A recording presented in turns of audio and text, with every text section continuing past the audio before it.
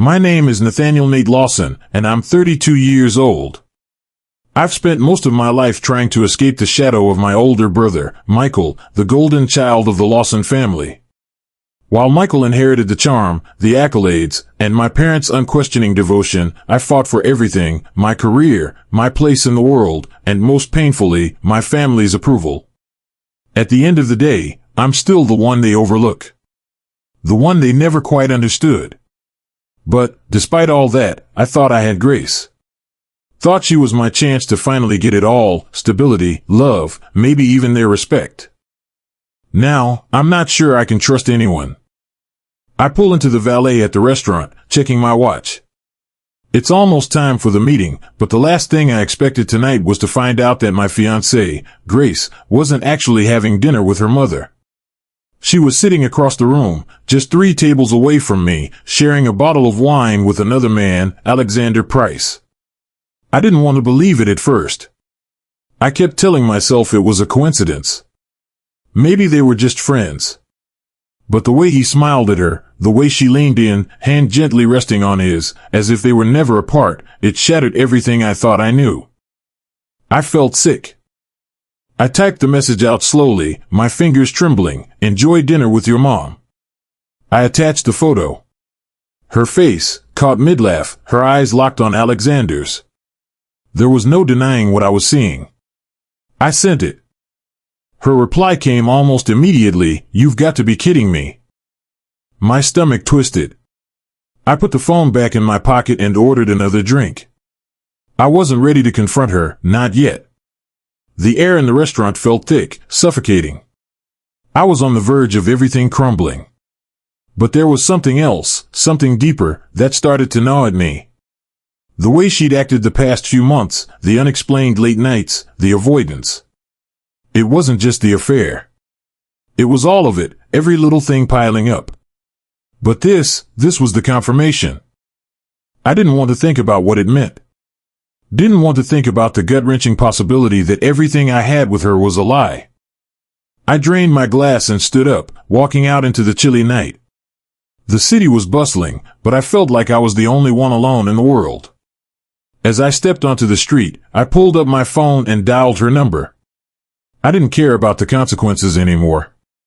This had to end. The phone rang. Once. Twice. 3 times. "Hello?" Her voice was shaky. "Nate, Don't bother, Grace," I cut her off. "I saw you. Don't try to lie. You're not with your mom. You're with him. I guess it's time to tell me what's been going on, huh?" There was a long pause before she spoke again, her voice breaking. Nate, I never meant for you to find out like this." I didn't want to hear any more of her excuses. But I had to know. "How long?" I asked, the question hanging in the air. "Months. It's been going on for months," she confessed. The words hit me like a punch to the gut. Months? I'd been building a life with her, thinking she was the one I could trust, the one who would finally make me feel like I belonged. Now, everything felt like it was slipping through my fingers. "You need to come clean, Grace," I said, my voice cold. "This isn't just about you and me anymore. This is about everything. The company. My family. You've been playing me from the start." "I never meant to," she started, but I didn't let her finish. "You never meant to?" I interrupted, stepping into the street, the city lights flickering overhead. "It's too late for that. This has been going on for months," you said. "And now I know, this is all a lie." A car zoomed past, cutting through the night like a flash. I could hear my heartbeat pounding in my ears. My entire life was shattering, piece by piece. "What's next, Grace? What else are you hiding?" I asked, the words bitter on my tongue. There was no answer. "Grace?" Then, through the silence, I heard it. A faint buzz from my phone. I glanced at the screen. A new message. "You have no idea what you're up against, Nate." The message wasn't from Grace. It wasn't from anyone I knew. It was anonymous. I stood frozen in the street, the world moving around me, but I felt like I was standing still, trapped. The wind blew, and a sudden chill ran through me. Something bigger was at play here. And I was just getting started. The words flashed in my mind as the city swirled around me. You have no idea what you're up against. I couldn't back out now. I barely made it back to the apartment before I felt the weight of everything crashing down on me. My hands gripped the steering wheel tighter than necessary, knuckles white, trying to outrun the pounding thoughts in my head. Grace's face, her laugh, the way she looked at Alexander, everything felt like a lie. Every moment, every smile, now warped into something sinister. How long had this been going on? How many nights had she slipped away, pretending to be with her mother, while she was actually planning this? My phone buzzed, and I saw her name flash across the screen. I didn't answer. I couldn't. Not yet. The key turned in the lock with a soft click, and the door creaked open as I stepped inside. The apartment smelled faintly of her perfume, the faint traces of a life I thought I knew.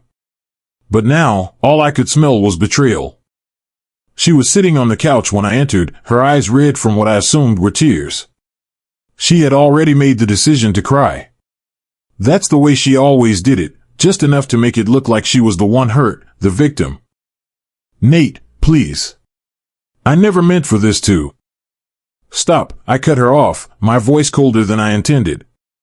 I saw you, Grace. Don't try to deny it. You were with him. You've been lying to me this whole time. She flinched, and I saw her fingers tremble as they gripped the hem of her sweater. I never wanted to hurt you, she whispered, her voice barely audible. But Alexander. He's always been there. We've been reconnecting. I didn't know how to tell you. You didn't know how to tell me? My words were sharper now. You didn't think it would be easier if you told me the truth? If you weren't hiding everything behind lies and secret dinners? I paused, trying to regain control of my shaking hands. How long? How long have you been seeing him behind my back? Months, she said, her eyes darting away. Months, Nate. I never wanted this to happen. I stared at her, trying to process the sheer weight of her words. Months. I had trusted her, shared my life with her, and she'd been carrying on a relationship with another man. You lied about everything, I spat. You lied about dinner tonight. You lied about us. Please, don't say that. It wasn't like that. It's not what you think. Don't you dare, I interrupted, my voice rising. Don't try to make me the fool here. What do you want from me, Grace? You've already taken everything else. Her eyes widened, and she shifted uncomfortably on the couch. She hesitated, then said it. I signed the divorce papers. The words hit me like a punch. The room seemed to narrow, the walls pressing in. Divorce papers. What? I couldn't breathe. I shook my head, unable to understand what she was saying. You signed divorce papers without telling me? Her voice was steady now, colder than I'd ever heard it. I had to. I'm leaving you, Nate. I can't do this anymore. I was frozen, every word she spoke cutting deeper. How long have you been planning this? Her eyes filled with tears again, but they weren't for me. It was never supposed to be this way. It just happened. I thought I could manage it, but it got too complicated. I thought I could keep it hidden. But I can't do this anymore. I can't be the person you want me to be. I let out a bitter laugh, pacing the length of the apartment. So that's it? You're done? You've been playing me the whole time, and now you're just walking away? Please, don't make this harder than it already is, she pleaded, standing up. I never wanted to hurt you.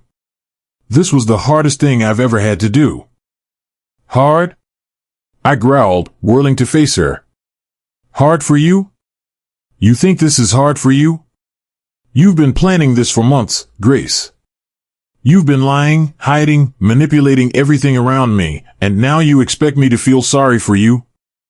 A silence fell between us. I could hear my heartbeat pounding in my ears. Then, the phone buzzed again. Another message. I didn't have to look to know it was her. I'm sorry, Grace said, her voice trembling, but it was too late. Too late for apologies. She'd already chosen her side. But something in her tone shifted. Something felt off. She wasn't just apologizing because she was sorry. She was apologizing because she knew something bigger was coming. Something that would tear both our worlds apart. Before I could say anything, she reached into her purse and handed me a small envelope. It's all in there, she said quietly. Everything. I stared at the envelope. My pulse quickened. Everything? Everything, she repeated, her eyes avoiding mine.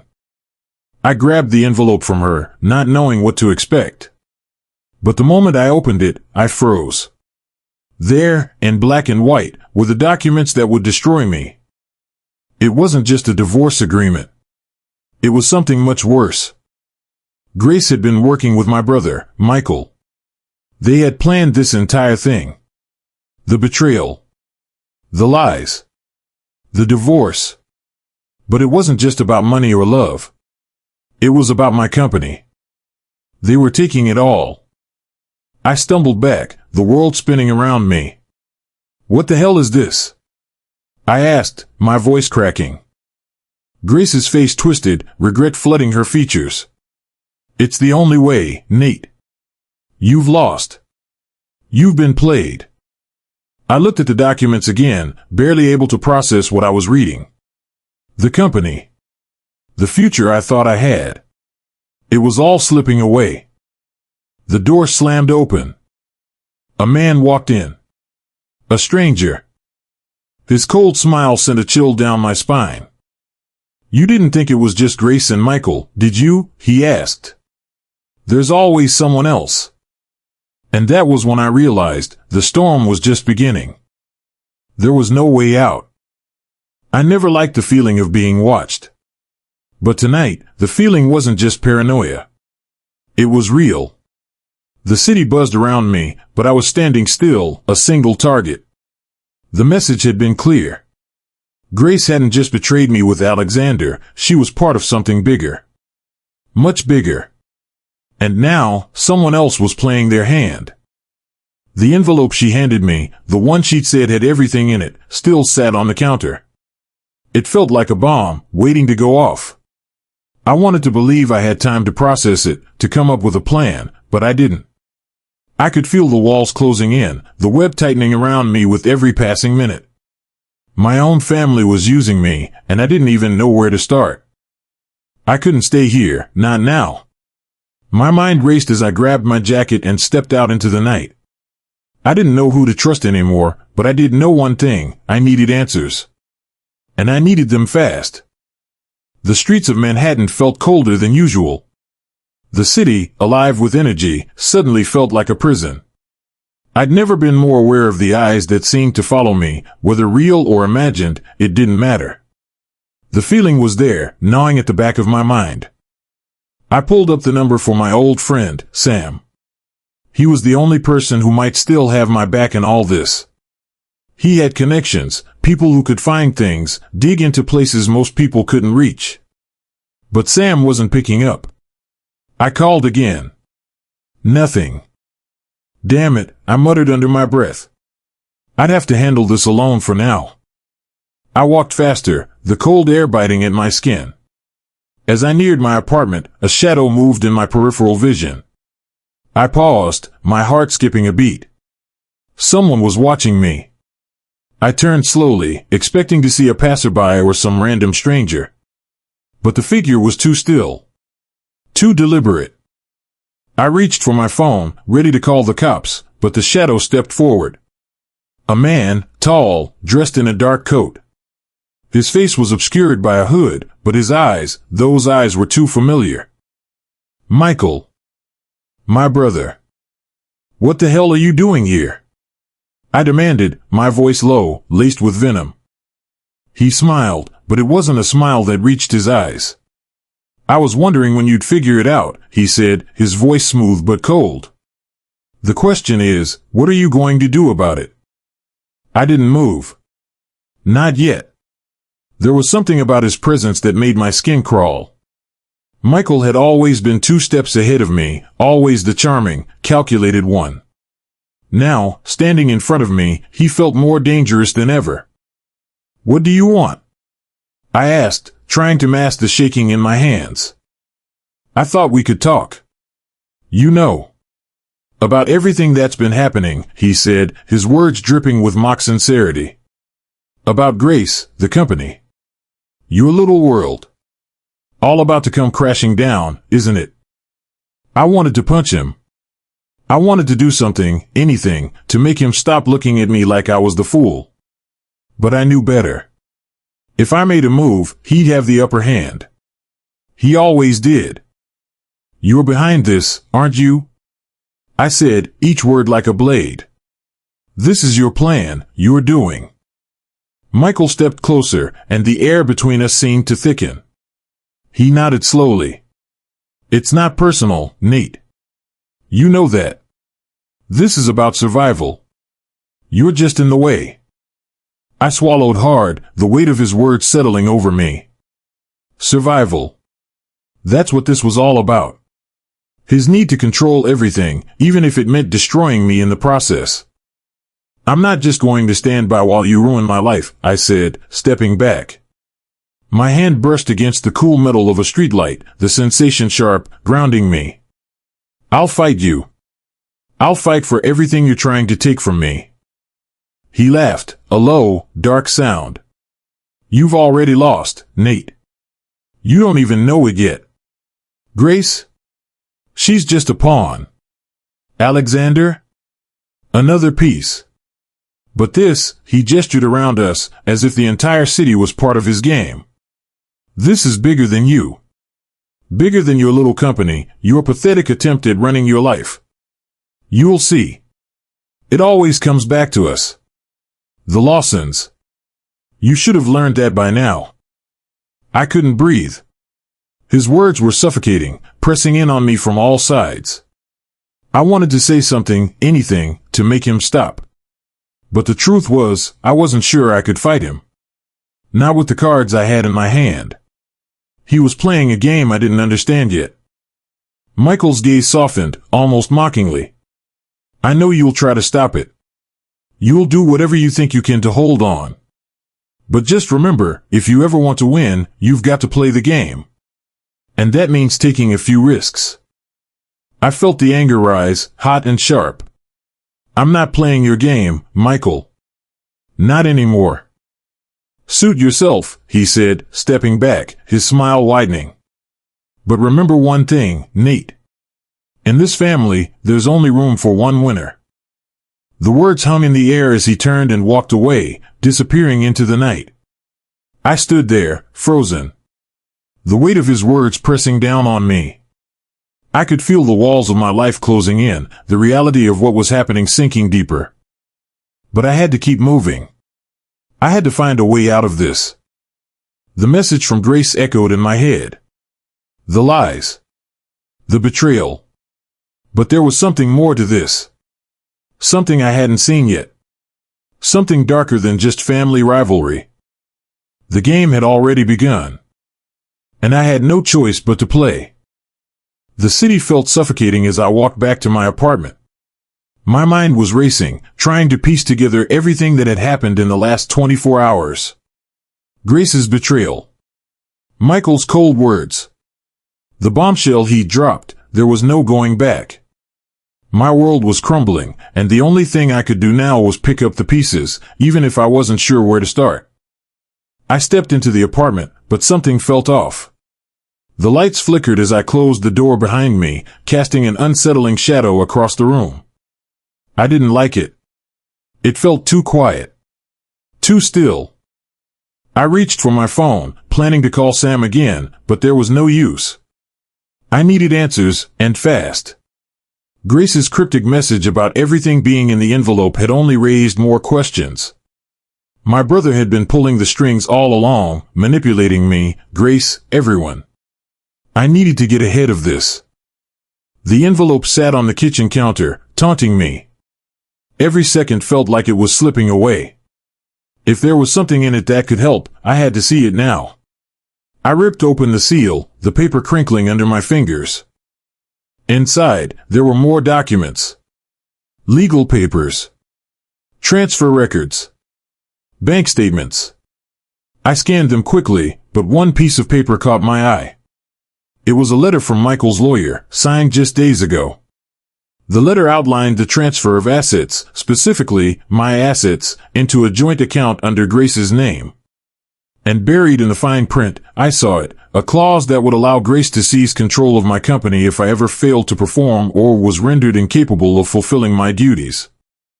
I slammed the paper down on the counter, the anger burning in my chest. This wasn't just a betrayal, it was an attack. Michael had been planning this for months. And Grace? She was part of it. No, more than that. She was the key to everything. I felt a surge of panic. My own brother and fiancé were conspiring against me, and I had no way to stop it. But then, the words Michael had said echoed in my mind. In this family, there's only room for one winner. A sickening realization washed over me. I was the pawn in their game. I always had been. My phone buzzed on the counter, and I almost didn't want to look at it. But I did. It was a text from an unknown number. "You're in over your head, Nate. Don't think you can fight this alone." I froze. The blood drained from my face as I realized what it meant. Someone was watching me. Someone was always watching me. The message wasn't from Grace. It wasn't from Michael either. But it was clear, whoever it was, they knew everything. The walls were closing in, and I didn't even know where the attack was coming from next. I shoved the papers back into the envelope, trying to ignore the growing sense of dread. I needed to get out of here. I needed answers, and I needed to find them fast. I grabbed my jacket and headed toward the door, but just as I was about to leave, a soft knock echoed from the hallway. My heart skipped a beat. I didn't answer immediately. Instead, I crept toward the peephole and peered through it. A figure stood in the hallway, shrouded in the shadows. I froze. It was too late for anyone to be here by accident. I backed away slowly, my mind racing. I'd been too distracted. Too many things had gone wrong. And now, someone else was involved, someone I hadn't accounted for. I moved quickly toward the window, sliding the blinds just enough to get a glimpse of the street below. The figure wasn't alone anymore. There were two more standing at the edge of the building, blocking the alleyway. The air was thick with tension. I could feel their eyes on me, even from this distance. The knock came again. Harder this time. I turned back toward the door, every muscle in my body screaming for me to run. But I couldn't. Not yet. There was too much at stake. Too many unanswered questions. The door swung open with a creak. I wasn't prepared for what I saw. A man stepped inside, his face half hidden beneath the hood of his jacket. He didn't look like a delivery guy, and he sure as hell wasn't here for a social call. His eyes flicked to mine, cold and calculating. "You're Nathaniel Lawson," he said, his voice low, almost dangerous. "I've been told you'd be a problem." I stepped back, my instincts flaring. Who the hell was this guy? What did he want from me? "Who are you?" I demanded, but my voice felt weak in the face of his calm, unwavering stare. He smirked. "You don't need to know that. All you need to know is that you're out of time. The game's already been set in motion. And you're already losing." I didn't move. "What do you want?" He took a step forward, and I immediately felt a chill run down my spine. "You've got two options, Mr. Lawson. Play along, or lose everything. It's really up to you." Suddenly, his eyes flicked to the papers on the counter, his gaze narrowing. "I see you've already found them. Thought you'd figure it out eventually." I felt a knot twist in my stomach. These weren't just threats. They were facts. And if I didn't act now, I'd be dead in the water. The door behind him clicked open, and another figure stepped into view, another man, this time older, dressed in a suit. His face was familiar, but I couldn't place it. The new man's smile was cold, professional. We'll be in touch. And remember, Nate, there are always consequences for defying the family. They turned to leave, but before exiting, the first man paused at the door. Just so you know, he said, we're already one step ahead of you. The door shut behind them, and I stood there, breathless, staring at the empty hallway. My entire life was unraveling faster than I could hold onto it. The real game had just begun. The morning after Michael's visit, the air felt heavier, more oppressive. I couldn't shake the image of him standing there, calm, detached, like he'd already won. I thought I had been prepared for the worst. But this was something else. I needed to move fast. If I didn't get ahead of this, I'd be the one left in the dust, just another casualty in his grand scheme. I couldn't sit idly by any longer. I had to do something. The truth was buried beneath layers of lies, and each piece I uncovered seemed to lead to something darker, more dangerous than I had imagined. I grabbed the envelope Grace had given me, my hands shaking as I sorted through the papers again. The transfer documents, the bank statements, the signed agreements, everything pointed back to Michael. He was playing me like a pawn, maneuvering his pieces with precision. The thought made my stomach churn. Once you're in, there's no way out, Michael had said. I slammed the papers down on the table, feeling the weight of them, the weight of the truth. But there was something else, something hidden in the fine print. A single line caught my eye, buried under legal jargon. The beneficiary will retain full control if the primary holder is deemed unfit. It was a vague clause, one I hadn't noticed before. I didn't know what it meant yet, but I knew it was important. A knock at the door startled me, and I immediately felt the sense of danger rise. Someone was here, and I knew it wasn't a coincidence. I approached the door cautiously, peeking through the peephole. A man stood outside, tall, unshaven, wearing a heavy coat. He didn't look familiar, but there was something about him that screamed danger. I opened the door a crack. "Can I help you?" I asked, my voice steady despite the pounding in my chest. The man didn't smile. His eyes were cold, calculating. "You're Nathaniel Lawson," he said, his tone clipped. I nodded. "Who are you?" He didn't answer immediately. Instead, he glanced around the hallway, as if checking to see if anyone was watching. Then, his gaze returned to mine. "I need you to come with me." My heart skipped. "Come with you where?" "I'm not asking," he said, his voice low but firm. A chill ran down my spine. I knew the kind of trouble I was in, but this felt different, this felt personal. "What do you want?" I demanded, my hand instinctively moving toward the door, ready to slam it shut if I needed to. He raised his hand in a gesture of peace. "I'm not here to hurt you. I'm here to help you." "Help me?" I scoffed. "I don't need help from anyone who's part of this mess." He wasn't fazed. "You're already in deeper than you think. Your brother's not the only one pulling the strings." His words hit me like a slap. "What are you talking about?" "Just listen," he said, stepping forward slightly. "I'm with someone who knows what's going on. Someone who's been watching everything unfold." I narrowed my eyes. "Who?" He hesitated, then pulled a small piece of paper from his coat pocket. He handed it to me, and I unfolded it with shaking hands. It was a name. "Amelia Moore," I read aloud. "Who the hell is that?" "She's the one who can explain everything," he said. "But you need to act quickly. They're already moving against you. The moment they find out you're digging, it's over." The name on the paper didn't ring any bells, but the urgency in his voice made me hesitate. "What do you mean they're already moving against me?" He gave a grim smile. "Your brother's got more than just financial control over you. There's something else, something much worse. I don't know the details, but I know they've been preparing for this. You're in the middle of a bigger scheme than you realize. I stared at the man, processing his words. This was bigger than just Michael and Grace. It was a full-on assault. And I was being played in the middle of it. I don't have time for this, I said, closing the door halfway, but the man's hand shot out to stop it. You have to trust me, he said urgently. They're already planning their next move. And if you don't get ahead of it, you'll be finished. I felt the weight of his words settle on me, the finality in his voice ringing in my ears. I opened the door fully. Fine. I'll go with you. He gave a short nod, stepping aside. Good. Let's move quickly, he said, and I followed him into the night.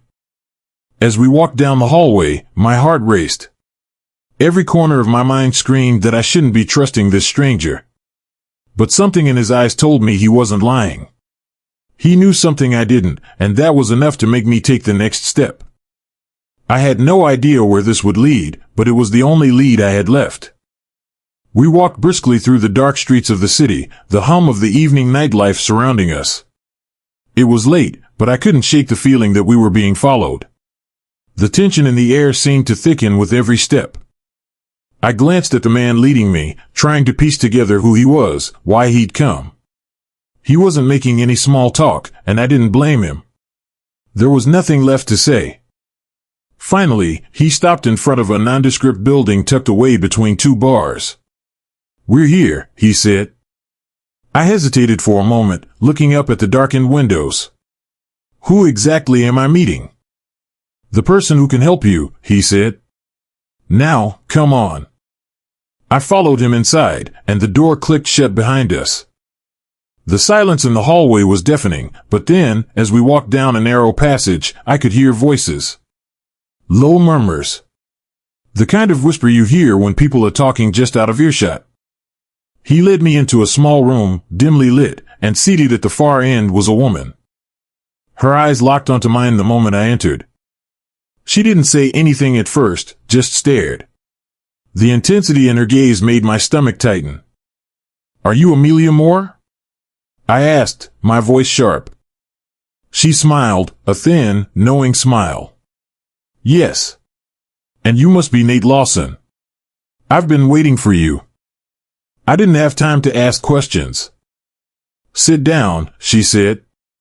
We don't have much time.